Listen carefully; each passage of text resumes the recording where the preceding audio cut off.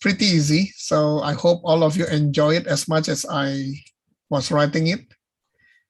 Oh. So what did Master Vasubandhu do to make sure that the teachings of the victors can last a long time? Anybody remember? Gave money to all the students. Yeah, he made offerings to the Sangha Make wherever he went. the people, right? Make the people, And then arrange for the people to do very elaborate offerings to the Sangha communities wherever they are located. How many people did Master Vasubandhu teach in Odivisha and for how long? And how many students did Master Vasubandhu teach during his time? So 12,000 people in Odavisha. Yeah, for how long? Oh, I think it was like not just one night, but 3 months. Yeah, wow, perfect memory. And how many students did he teach during his time? 60,000. Yeah, wow. Where did Master Vasubandhu do? What did Master Vasubandhu do at a self-created stupa called Gongmasala before he traveled to Tusita?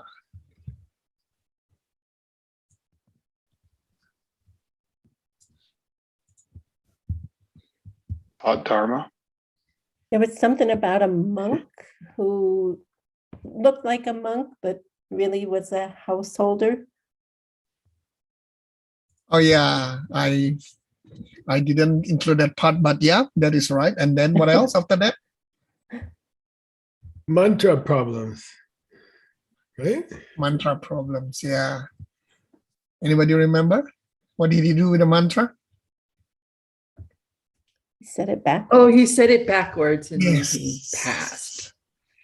Yes.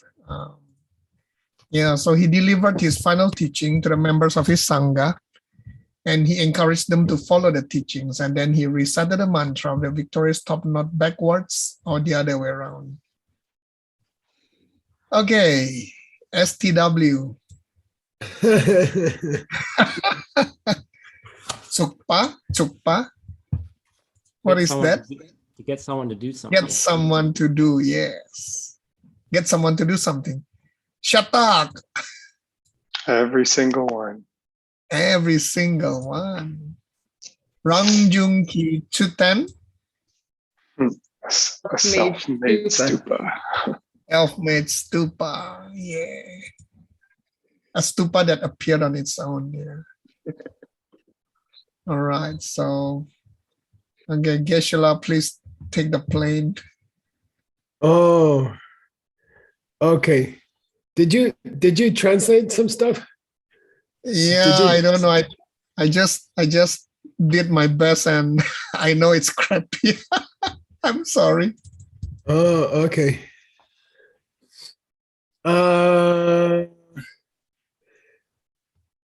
We were gonna go to the text, I think. Oh, okay. So, But you tried to translate this, right? yes. Let's do these 2 lines, okay? Okay. Kang tu nyangan ne depe sa. Sa means the place The place. at which Kang tu. At the place at which he nyangan ne depa. What's that mean? At the place where he is residing after the nirvana. No, good. At the place where he went to his final nirvana, meaning at the place where he passed away. So this Jnanadepa you have to read as final nirvana, right? Oh, okay. And it's impolite to say that a teacher died. Even nowadays in the monastery, we say, he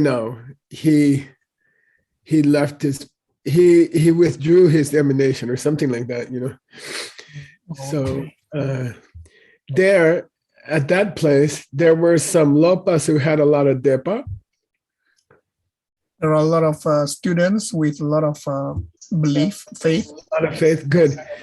And tsikpa means they built. Yeah, they built a stupa where they could keep his kudung. Kudung means like his tomb. His tomb. His tomb. Tomb. Oh, okay. Okay. Oh. Yeah, good. Yeah, good. So kudung means a place where you put the body of a saint or something. Okay. Okay. I will reorganize. Yeah. Okay, good. Let's go to the next sentence.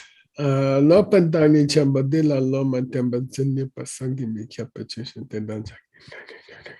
Lopandani chambadi, this great master. Temba Zimba, Loma Temba Zimba Temba Zin Nupa means students who had the ability to keep the teachings. 对，这个不能少，嗯。 Students who had the ability to keep the teachings. Unbelievable, some unbelievable ones came after him. Chung means came into the world after him. So unbelievable students like Grandpa has. So unbelievable, unbelievably great students who had the ability to keep the teachings happen came after this teacher. But Nangne Choktu Gyurpa means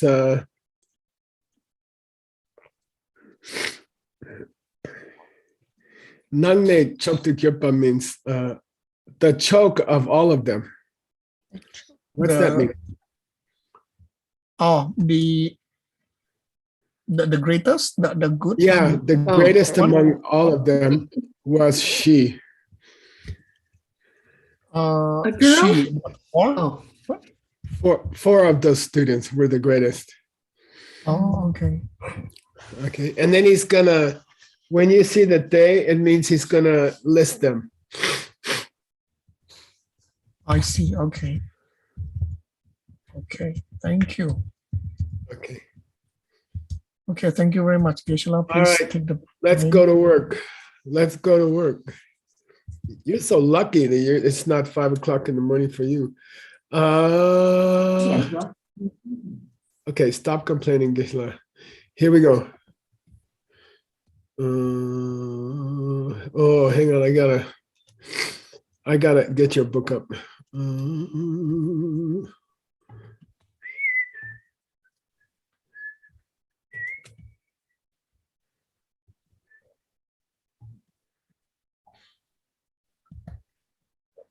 Okay. Shall we end?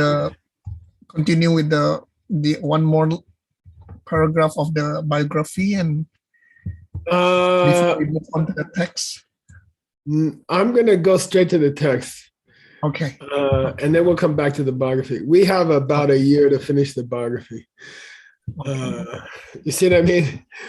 Yeah, got it.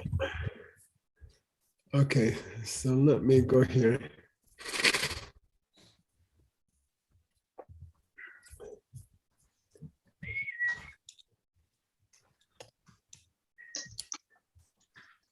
I think we're here, right? Yes, we are. Okay, you're gonna read and hey Nick, how you doing? Yeah? Getting better. Oh, I don't know. That's a hard way to start a new life. Okay, 5 o'clock in the morning. Nick's gonna check you, Sugeng. Go, you guys. All right. Okay. Nghĩa pe chích ní kiến thể lê yin pe kiến yin pa thang rap tu jung wa she chawe tha chích ko. Okay, good. This is a very, by the way, your book is impossible and there's no way to check anything. There's no commentaries. So we're on our own, which is kind of fun. So ngetsik is an idiom that you guys don't know, I think. And ngetsik means the source Sanskrit. Okay, it's nge means definite, sik means word, but ngetsik means let's find the etymology in Sanskrit. What's the original meaning of this word in Sanskrit? It's called ngetsik. Okay, so when you see ngetsik in a Tibetan book, it means here's the ancient Sanskrit source for that word. They'll give you the ancient Sanskrit. Okay. And he says, look, Ken is lay. Oh, Ken So is we're the talking karma. about what does Ken mean? What's the meaning of the word Ken? And he says it's lay. And that's why we call it Ken. Karma? Okay. Ken means lay, and that's why we call it Ken. So in Tibetan, it doesn't make any sense at all. Okay. Oh, And you have to reconstruct the Sanskrit. Okay. Otherwise, there's, Ken is called Ken because it's lay. It doesn't mean anything in Tibetan. So let's go find the Sanskrit. So Ken in Sanskrit is karana. All right. And kar is the root that means to do something. And when you add ana to anything, it means the doer. Okay, so karana means the maker. So kur like means to make, like create comes from kur. And cereal comes from kur. That's why cereal is spelled with a C. It used to be cereal. So it means something that grows or something that's made. So karana is the Sanskrit word for kin, and it means to make something. Maker. It means maker. Okay. So he says, do you want to know why we call this condition in the 12 links? Each link is a kin for the next link. Each link is a trigger. Let's say trigger, okay? Why do we call it trigger? Well, because it's karana. Well, what's that got to do with anything? Well, look, karana and is lay. So what's lay in Sanskrit? karana? Karma, okay? Karma. So what Vasubandhu is saying here is that why do we call each link the trigger for the next link? Why do we call them karanas, makers? Because they are karma. Karma. It's a joke, okay? They are karana because they are karma. Okay, you're supposed to laugh again. Okay. Yeah, I know. But I'm thinking, can I just use this in the English text? Because karma is kind of... Yeah, you're going to have to have this is going to be heavily explained here. Yeah. Okay. Ken, so what it says is we call the triggers karana because they are karma. Okay. We call the triggers karana because they are karma. Okay. They do something. They make something. Geshe-la, where do you get the kar from? Is from lay? Is that? No, The ken in Sanskrit. Ken in Sanskrit is kara. In fact, the English is the same. Factor means maker, like factory. When you say factor for Ken, it means maker. Okay, so he's trying to make a pun, and that's what you usually do when you do ngetsik. When you do a ngetsik, when you explain the literal meaning of a word in Sanskrit, they'll be the same root. The root here is what? Kar? A ker? Kur. Yeah, kur is the root for karma, karana. Okay. So he says, so when you do a ngetsik, I'll tell you a famous one that causes trouble. In the Abhidharma, it says gods are called gods because they live in the sky.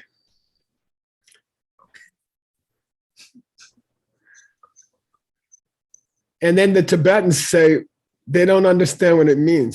It's a ngetik.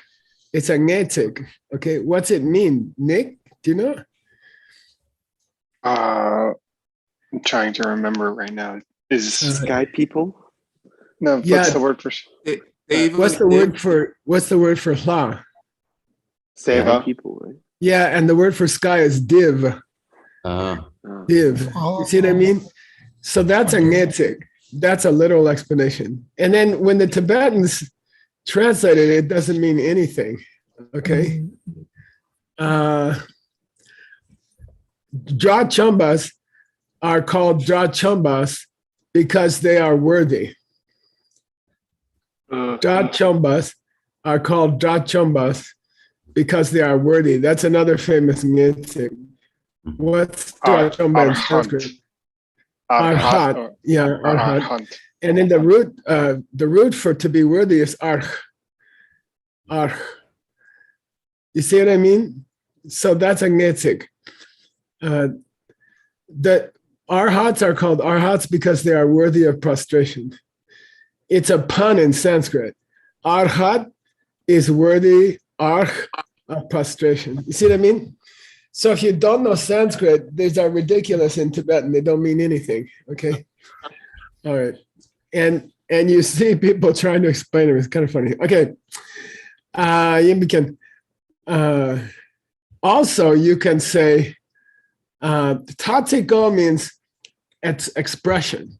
It's an expression. So tatik is an ancient word.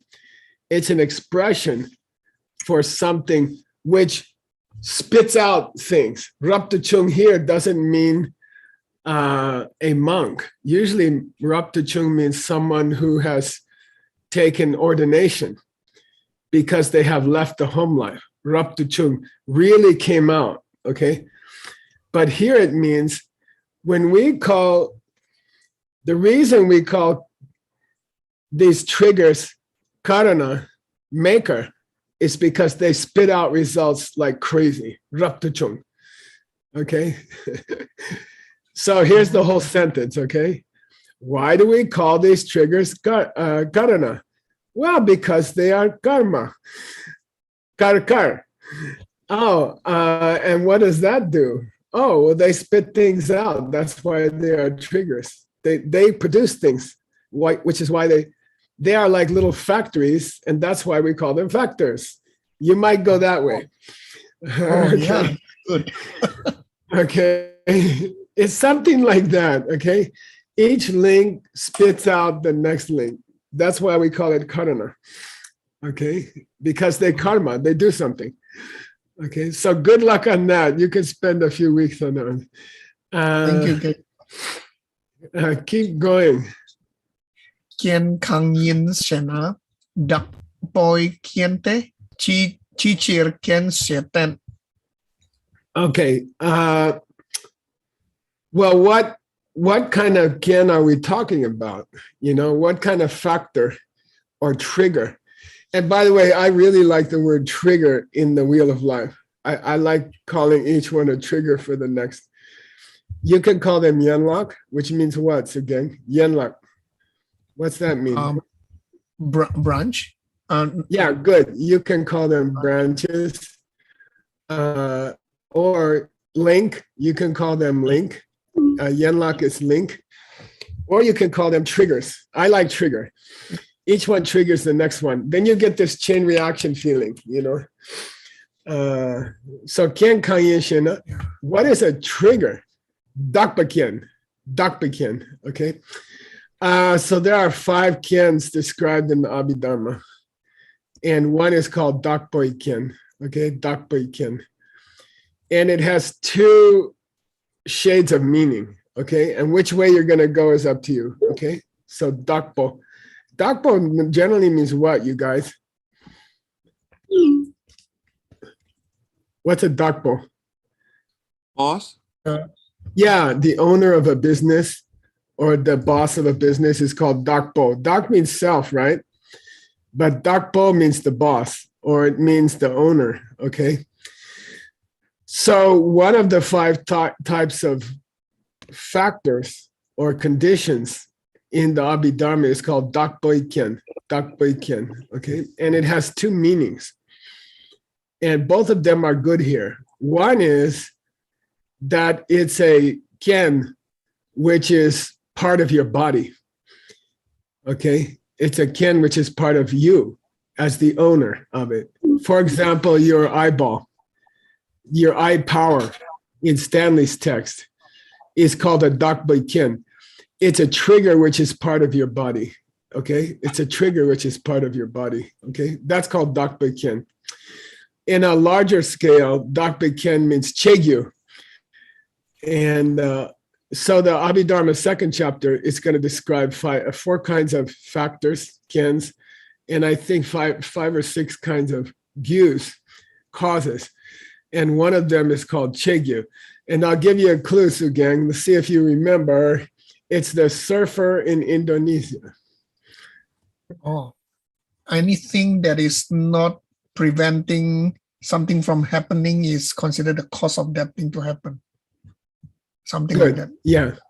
Yeah. So either one you can use here. Okay. When we call the 12 links triggers, we mean they are personal or you know, something like that. Either they are included into a person, or you could say because they are extremely powerful. Okay. They run the world.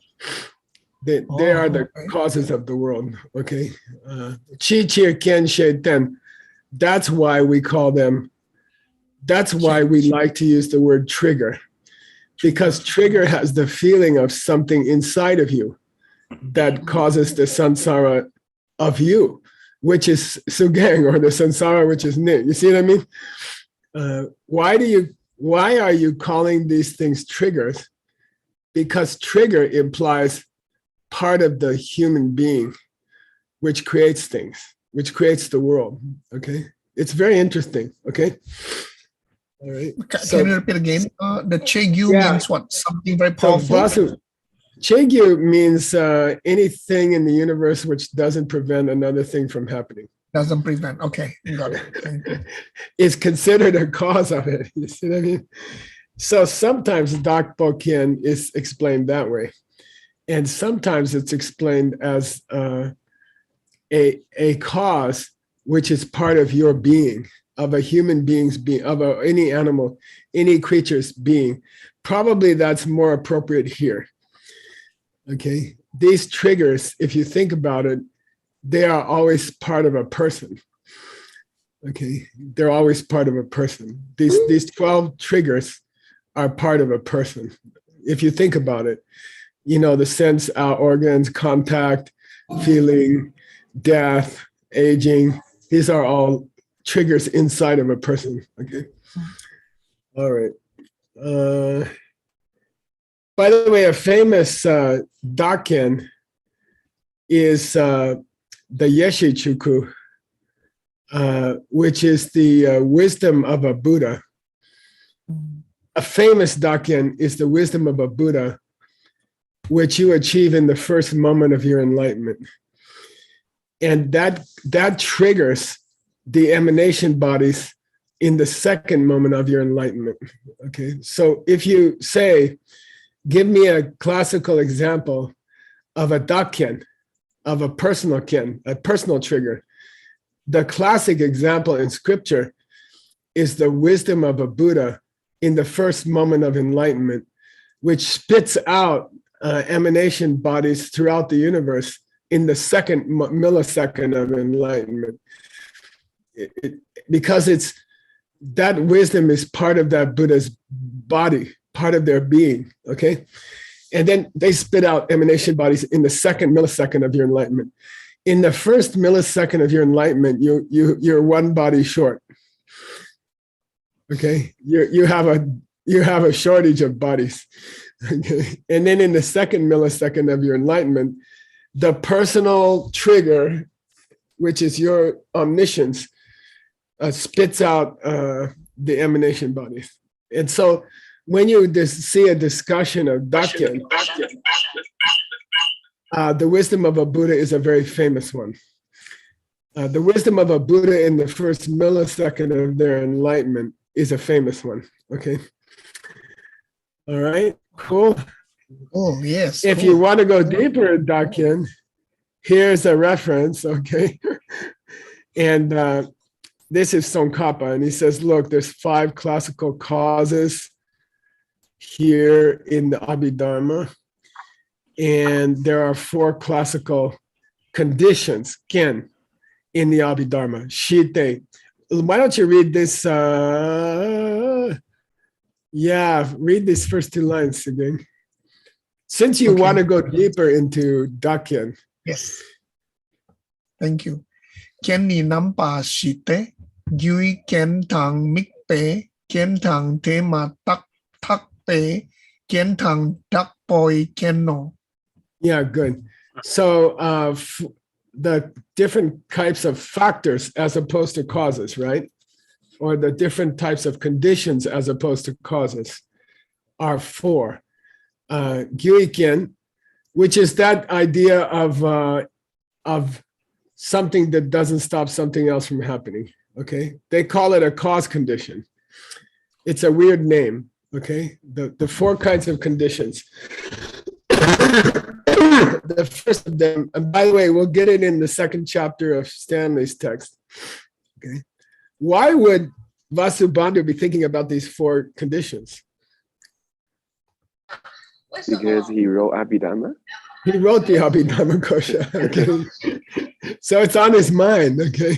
Okay. So conditions which are causes, which is kind of that surfer in Indonesia doesn't prevent the birth of a baby in England at the same moment. So a surfer taking a wave in Indonesia, in DCI level 7, we talked about it, doesn't prevent a baby being born at the same moment in England on the other side of the world. Therefore, that surfer has caused that baby. Okay? Therefore, that surfer has caused that baby because they haven't stopped the baby. Okay? That's a complicated thing. Mikpe Ken is easy. When you look at a coffee cup, the coffee cup triggers a perception in your mind. Okay, so it's called object trigger. Okay. Demata Ken is a beautiful idea. It means immediate condition. And it refers to one thought leading to the next thought in your mind. Okay, so that's a special kind of factor or cause, karana, right? Karana, where one thought triggers the next thought. Okay, and then he says and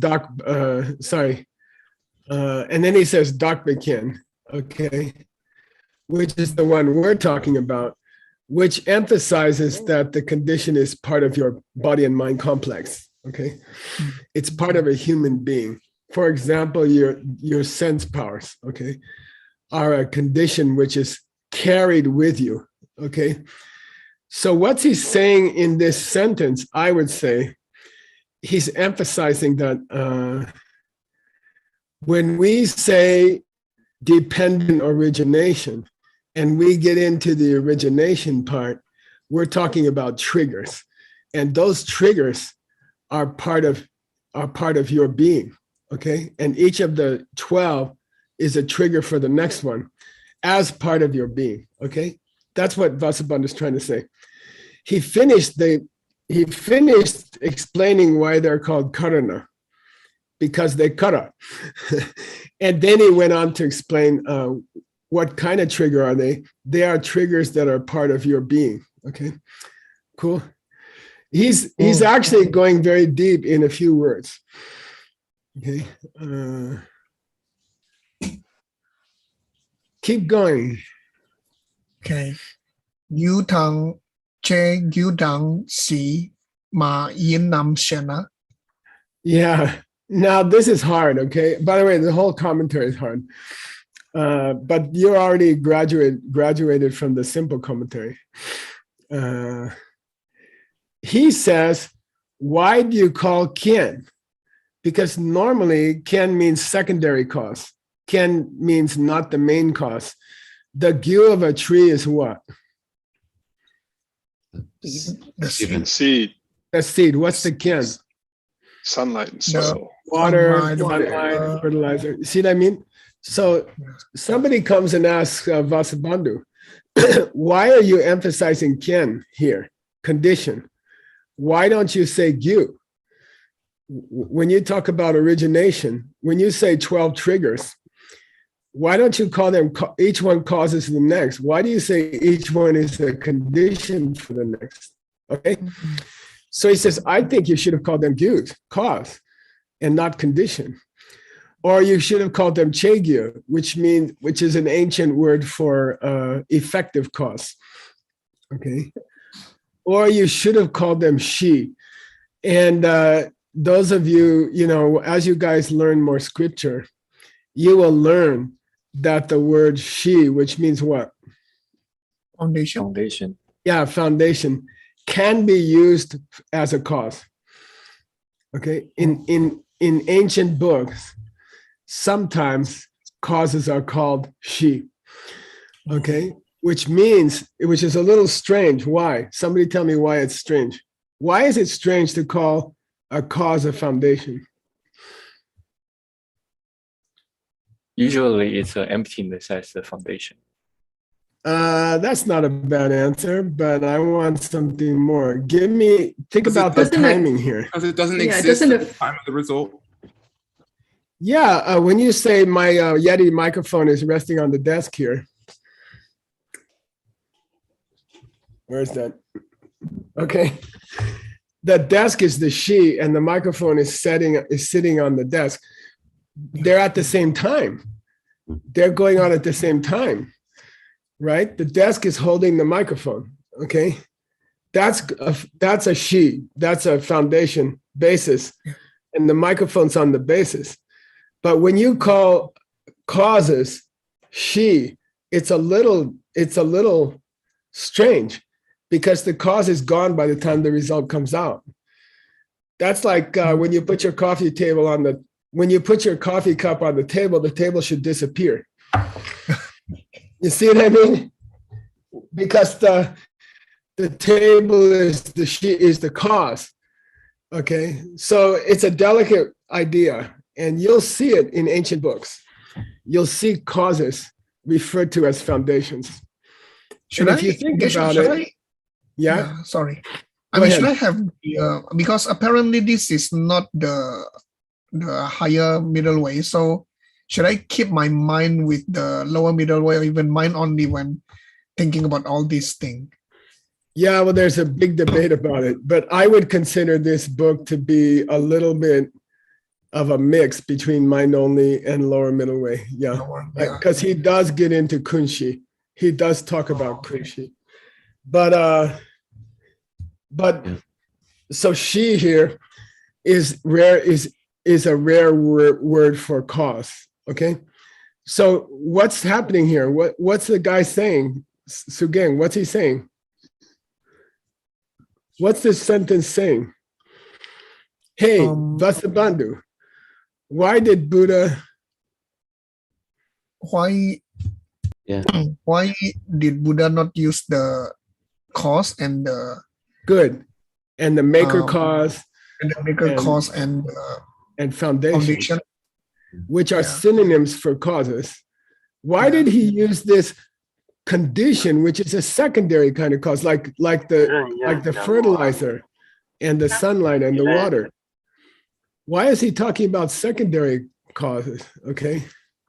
What is this nam? Nam is what use? Is that the meaning? Oh, that's a question mark.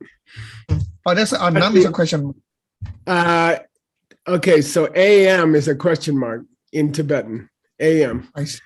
And the first letter of it has to match the last letter of the word before. Okay, I see. Okay, got it.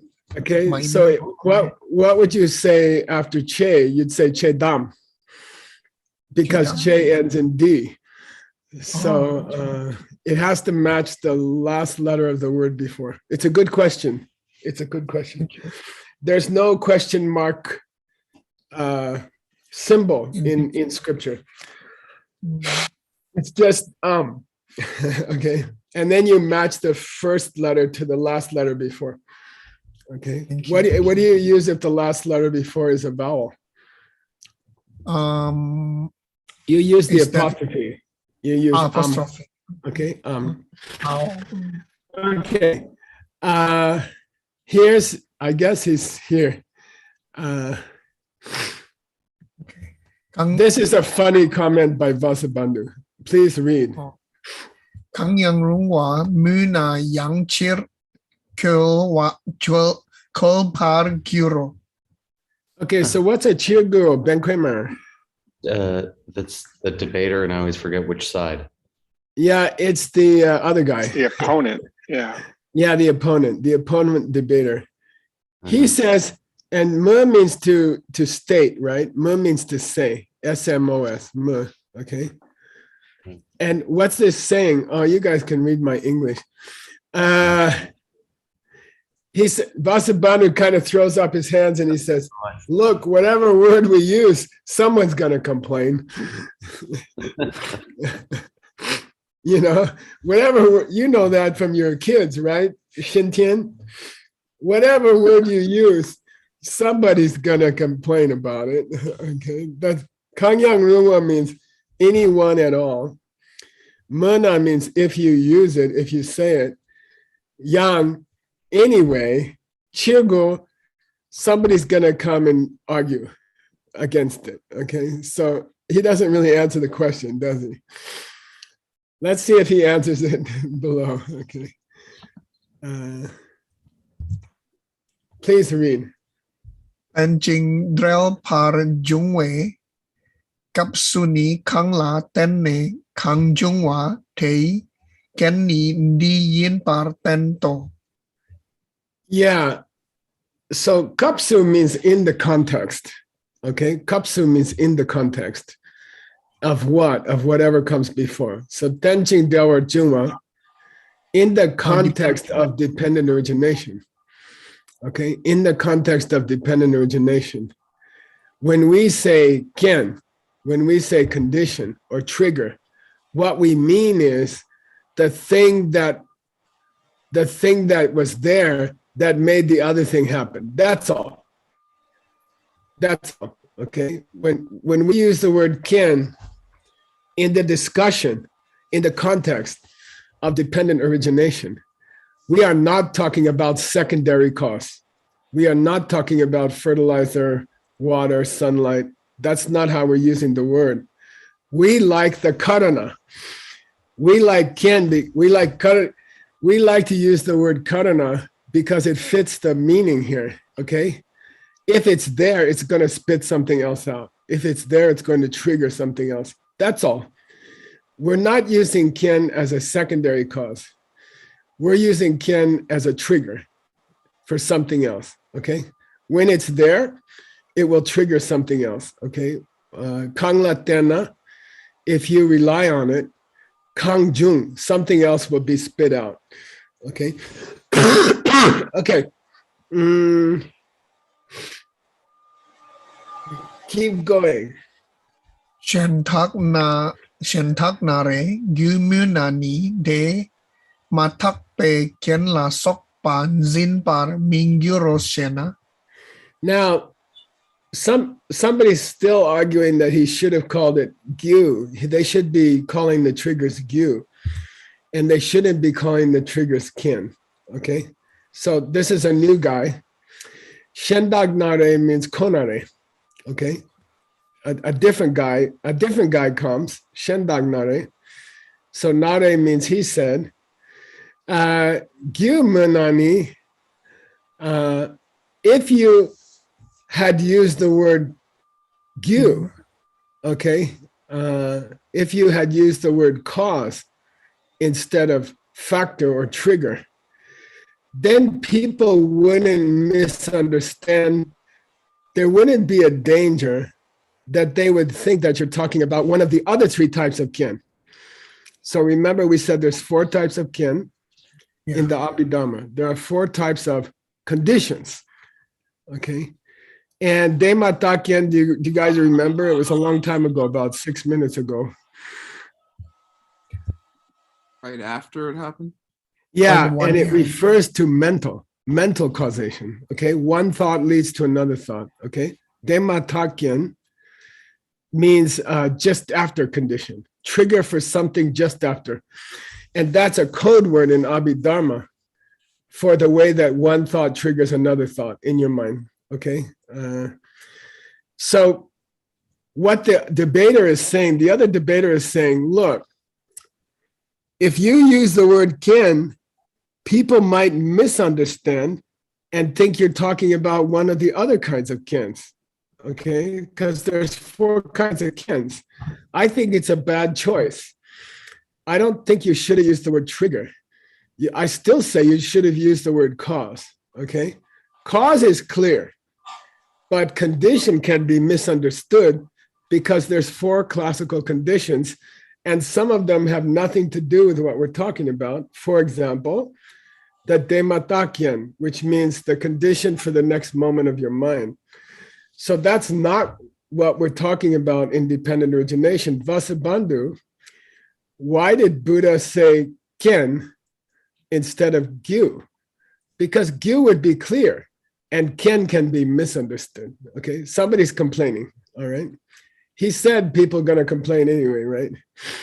Zinbar Mingyuro means people wouldn't misunderstand.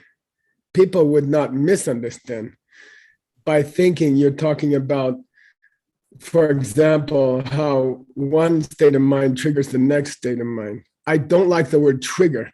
There's too many meanings that people could misunderstand. Okay, this other guy, okay?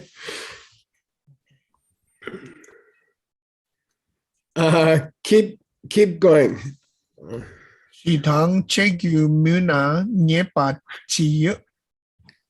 Okay, then why do you want to use gyu? Why don't we use she? Or why don't we use chegyu? Those are good words too, you know? If you have a problem with kin, if you have a problem with condition, well, why did you specify cause? Why don't we say foundation? Or why don't we say, maker or something, chegyu, okay? Why, now I ask you, why you chose the word cause and you didn't say foundation when everybody knows that foundation can mean cause? Nyepa chiya, we had nyepa last night. What's it mean, nyepa? That we had lala and we had nyepa in the same sentence. Do you guys remember whose text was that? False. That was my It's not a text. problem? Isn't it a problem? Lightly. Yeah, nyepa chiya. Yeah, nyepa chiya means, well, what's the problem with using any other word? Why do you want to use gyu? Why don't you use she? You know, that's also better than kin. Okay, got it? This is still the other guy, right? Yeah, he's being difficult. It's just like talking to your kids, right, Shinchin? Okay. Please go ahead. Gyudra Shenla Yang Tongte Yang Dakpe Tawa Kepar Chawe Chir Gyu Ni Ken Ni Yinla Changpa Dak Ni Gyurma Wate Gyu Tun Par Chendo Se Jawala Sokpao. Good. Gyudra Shenla Yang Tongte. Look, you say if we use the word ken, which means trigger, people might get confused because that has other meanings, like one state of mind leading to the next state of mind in the next instant. And Vasubandhu says, oh, well, so the word cause doesn't have other meanings? Okay, that can also be misunderstood. You know, that's a bad argument. Oh, you shouldn't use ken. You shouldn't use the word ken. It can mean other things. And Vasubandhu's second answer is, oh, well, so I guess cause can't mean other things? All right. Of course it can mean other things. So why is your word better? Why is gyu better than ken? Gyu can also mean 5 other things. Ken can only mean 3 other things. Okay. Okay. Gyu dra shen la yang tongte. By the way, da here means word, right? Oh, word. Oh, It doesn't mean sound. And what's the famous draw in the sciences, in the classical sciences? Shabda. Sanskrit. Yeah, the study of Sanskrit, Shabda, is called sound. It's just called sound, da. Okay. So da doesn't only mean sound. Da can also mean word. Okay. Here it means word. We see the word gyu also in other contexts. And then he lists two contexts, okay? What's the first one? Don't you remember the discussion that says there are two causes, gyu, and there are two kiens for yanda pitawa? correct worldview. Yeah, and that's the third of the three principal paths, right? Yeah. Okay, what's the first two? The renunciation and the bodhicitta. Yeah, okay, good. So he says, look, don't you remember the discussion where they say the third principal path has two causes or two conditions? Got it? There, the word cause is being used in a completely different context, okay? So aren't you afraid people will misunderstand it if we use gyu, if we use cause instead of factor? Okay, got it? The guy said, if you use the word factor, which is what you're doing, people could misunderstand it for other contexts. And then Vasubandhu says, well, what do you want to use the word cause? He says, yeah, I want to use the word cause. Then he says, well, isn't the word cause used in other contexts? Isn't the word cause even used as a synonym for kin in other contexts? Because there are scriptures that say there are two causes, gyu, there are two kiens, factors, if you want to develop an understanding of emptiness. And those are the first two principal paths. Got it? So in those books, the first two principal paths are called gyu ni kien ni, okay? The two causes, the two factors. This isn't a positive. It's the same thing, okay? People have classically called renunciation and bodhicitta gyu ni kien ni, okay? The two causes, the two factors, okay? So the guy said, so we say, Vasubandhu says, well, then why is gyu better than kin? They both have other contexts. They can both be misunderstood. Okay, we're not talking about three principal paths here. We're talking about the suffering of the universe. Okay, aren't you afraid they're going to misunderstand? Okay. So, Geshe, in the three principal paths, the gyu and the kien basically have the same meaning. Is that right? Yeah, in this context. In this context. In this context, yeah. Yeah. Hey, look, there's two causes. There's two factors for getting a correct view of emptiness. Well, what's that? Well, by the way, I have a new phrase for renunciation. We used it in advanced level 1. Nick, can you guess? It's when you get so sick of a problem that you get up off your ass and you do something. That's my new definition of renunciation. Okay, when you get so sick of a problem that you finally fix it, like a leaky sink. When you get so tired of stepping in the water that you get up and do something, that's my new definition of renunciation, okay? And then bodhicitta, okay? Got it? Yeah. All right. And now he's going to give another example of why the word cause also has other contexts, you know? Okay, here we go. Sangba Dagni Gyur Mawate. Then Brahma says, I'm the primordial cause of all things. Okay, he claims to be the creator of the universe, you know, Brahma. He says, I'm the Lord of all things. I created the universe, okay? He calls himself the gyu. I am the gyu. What's the Sanskrit, Ben? Do you remember? I don't remember. Lakshana, maybe. I don't know. Yeah. There is a word for it. Hetu, maybe, I don't know. But here you have God the Hindu god saying, I'm the cause of all things. Hey, aren't you afraid that if we use the word cause, people will think we're talking about the Hindu god? You see what I mean? So Vasubandhu is answering his critic.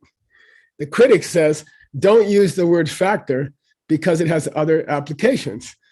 And Vasubandhu says, okay, then we shouldn't use the word cause because it has applications like king of the universe. Okay, got it? There's a word, Ben, I can't remember. Like the primordial cause of all things. There's something I heard in the Bahamas. They kept saying it in the Bahamas. I don't remember. Atigu. Param? I don't remember. Anyway, I don't want to remember. Okay. Gyote. ¿Param? What's that? No, no lo recuerdo. Bueno, I no lo can't quieren remember. recordar. Spanish is okay. infiltrating. Okay, Gyutum Bachedo. ¿Qué So dices? Brahma said, I am the cause of all things. And I am the one who shows causes in the world. Gyutum Bachedo. Okay, I'm the one who made causes in the world. I'm the cause of all things, and I created all the other causes. Okay. So according to you, we shouldn't use the word that you want to use because it also has other contexts. Okay, got it? All right, let's go on. All right, 2 more minutes. Ayah. Tewe na te takni lentu mirungo. Yeah, therefore, I don't like your arguments. Okay. Yeah, these are not good answers for, it's not a good answer when I say, well, what do you want to use instead of can? And you say, I want to use gyu. He says, that's not a good answer. That's a lousy answer. That also has other meanings. Okay, got it? Yeah. Gishak, do you want to teach me how to split this dewena and then didakni? Oh, okay. Dewena means therefore. Okay, therefore. Dewena means therefore. Dedagni means those comments you made, okay, about, you should use cause, right? Lendu mirungo, those are inappropriate as answers, okay? I'm sorry, this is a mistake. This is L-E-N and not L-A-N. Therefore, it would be inappropriate, mirung, to accept your ideas. Len means kelen, okay? Kelen means to accept, okay? It would be wrong for me to accept your arguments because they are illogical, because the words that you want to use also have other contexts. So if I'm not allowed to use the word trigger, because trigger can mean a gun, and somebody might think we're talking about guns, and so we should use cause instead of trigger. Well, cause also, they're using it when they describe the cause of the universe as some guy, with a big hand, so that's also got problems, so I'm not going to accept your arguments, okay? Lendemiru. Okay. It would be inappropriate for me to accept your arguments, okay? Let's go one more sentence for good luck. Yes. Penching drel var jungwe nampar yewa kangshena. Okay, so if you recall, this is a commentary on a one-page sutra. Okay, we're going to spend 5 years on a commentary to a one-page sutra. And I was trying to find places where I could insert the sutra.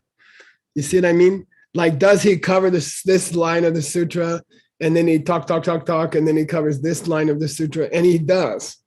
So it's like a root text. The sutra is like a root text. So I have inserted the sutra here. It's the 11th section of the sutra. What's it say, Sugeng? What does this one sentence say? By the way, number yewa means divisions. Number yewa means divisions. So there are divisions of the division of the dependence and the connection. Yeah, and shena means Kangshena means if you ask me. If you ask me. Okay. Okay. Kangshena means. So in the sutra, who's talking?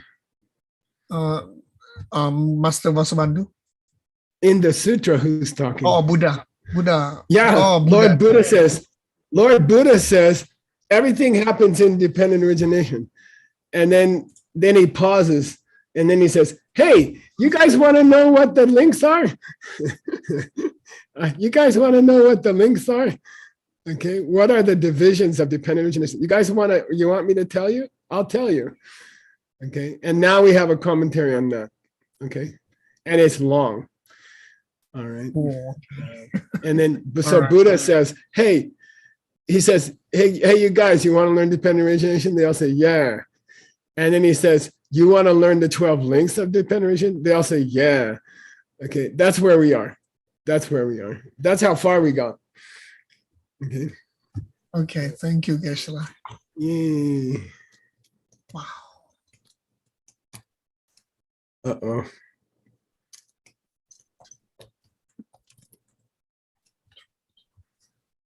$21. Oh, my. Okay. Okay, Gewa. Gewa, Geshe-la. Thank you very much. All right. How long is our break, Nick? Is 15 minutes or 20? Actually, Five. I think 7 minutes. We've got 7 minutes. There is a special meeting, Nick. I will continue with the diamond mining here. Well, I'm aware. So everybody, please stay tuned for Sugeng's diamond mining class, which is coming up here. Ooh, diamond And mining that's, class. If you want to learn how to make a practical life tool from the stuff that we're studying here, this will be a great class for you. Please check it out. He's a great teacher too. He's going to make you laugh and have fun and smile the whole time, no matter what time of day it is. Okay, I'm looking forward to your class again. By the way, 7 the purpose minutes. of reading